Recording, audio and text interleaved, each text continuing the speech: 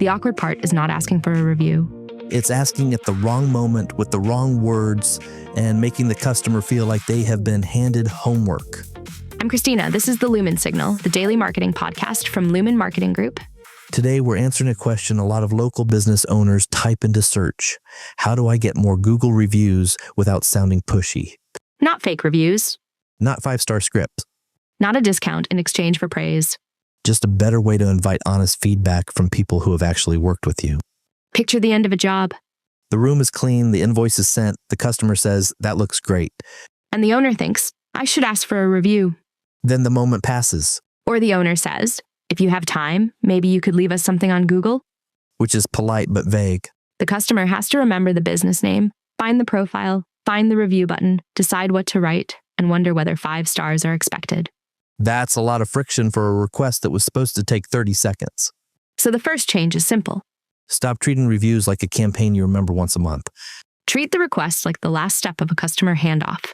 Google's own business profile guidance says businesses can remind customers to leave reviews by sharing a Google link or a QR code. It also says the review needs to reflect a genuine experience. No incentives. No asking for a particular star rating. No telling customers what words to include. And no asking only the people you think will say something positive. That last one matters. If the process feels like, please prove I'm good, people feel the pressure. If it feels like, if you would like to describe your experience, here is the easiest path. The customer still has a choice. Let's make this practical. The tool today is called the Review Moment Script. It has 3 parts. The moment, the reason, and the link. The moment means you ask close to the completed experience. Not 3 months later when the customer has forgotten what you did. The reason means you explain why honest feedback helps. Not why your rating needs to go up. And the link removes the little maze between a happy customer and the review form. Here's the in-person version. I'm glad that worked well.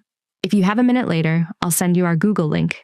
Honest feedback helps other people know what the experience is actually like. That does a few useful things. It acknowledges the experience. It doesn't demand a review on the spot. It says honest feedback, not positive feedback. And it gives the customer space. Here is the text version.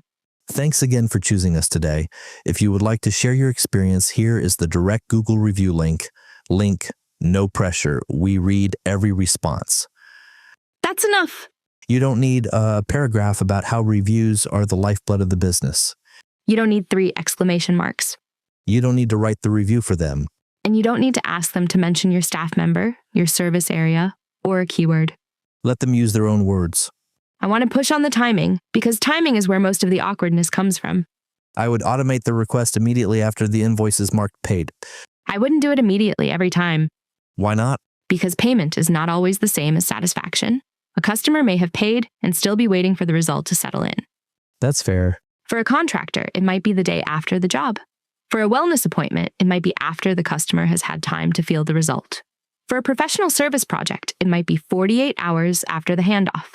So the automation can handle the reminder, but a person still chooses the moment. Exactly. Use software to remember. Use judgment to decide. That's the difference between a review system and a review blast. A review blast treats every customer like a row in a spreadsheet. A review system knows when the work ended, who owns the relationship, and whether the next message makes sense. It can still be simple. A Google Business Profile review link in your CRM, a saved text message, a reminder on the job complete checklist. You don't need a giant reputation platform to start. You need the link, the moment, and someone who will actually follow through. Let's use a concrete example. An Edmonton home service business finishes a repair on Tuesday afternoon. The technician explains what was fixed, what to watch for, and what the customer can do if something feels off. On Wednesday morning, the business sends the review request. Not a generic, please rate us. Something like, thanks for having us in yesterday. If you have a minute, honest feedback about the service helps other Edmonton homeowners know what to expect. Here's the direct Google link. The local detail's not there to manipulate the review. It's there because the business serves real people in a real place. And if the customer doesn't respond? One polite follow-up, then stop. Just sharing this once more in case the link got buried. No need to reply if now is not a good time. That line protects the relationship. What about a customer who had a bad experience? Do not route them away from Google. Do not create one private form for unhappy customers and one public link for happy customers. That's review gating, and it makes the feedback less honest. Start by addressing the problem directly. Fix what can be fixed. Explain what happened. Keep private details private. Then the customer can decide whether to leave public feedback. You can't build credible reputation by controlling every sentence people write. You build it by making the real experience worth describing, then making the honest response easy. There's another mistake businesses make. They collect reviews but never read them. A review is not only a badge on a profile. It's language from the market. Customers tell you what they noticed. They tell you what made them choose you. They tell you what they were nervous about before they booked. They may describe the part of the process you thought was ordinary. That sentence can become a better service page section, A better FAQ, a sharper sales answer. or the opening line for a future episode. Let's say a customer writes, "They explained everything before starting, and I never felt rushed." That's not just praise. It's a clue about what reduces risk. The business can make that explanation visible before the next customer contacts them. A customer writes, "I knew what the quote included before I said yes." That's a pricing and trust signal. A customer writes, "They showed up when they said they would." That's a process promise. The review is telling you what to prove. So the practical workflow is 4 steps, even though the tool has 3 parts. Finish the work. Record the customer's actual experience. Send the direct link at a human moment. Then read the language and improve the business. That's more useful than staring at the star count every Friday. Today's small action's easy. Find your Google review link. Put it beside the point where a customer's work is marked complete. Write 1 2-line message using the moment, the reason, and the link.